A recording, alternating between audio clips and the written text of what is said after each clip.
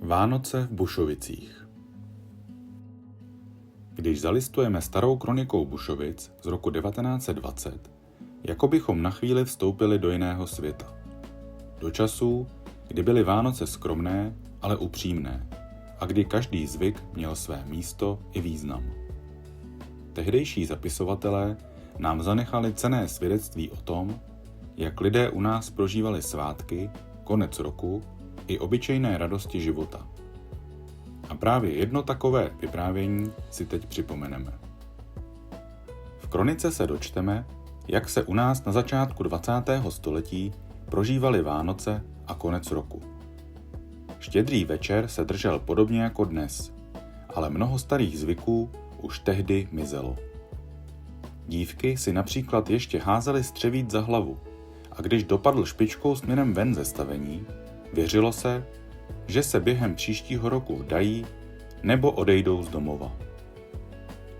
Chodívalo se také na půlnoční mši, která bývala velkou událostí.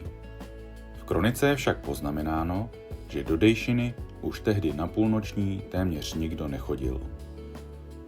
Rok končíval Silvestrem a měl svoje tradice. Místní obchodníci dávali svým zákazníkům dárky a hostinští či pivovar obdarovávali své štamgasty. Po válce však tyto staré zvyky postupně mizely a zůstalo jen rozdávání reklamních kalendářů.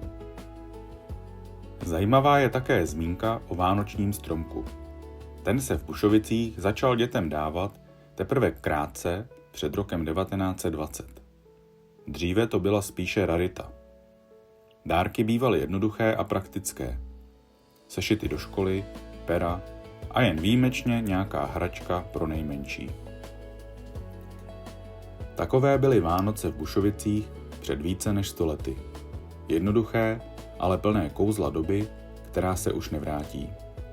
A právě proto stojí za to si ji připomenout.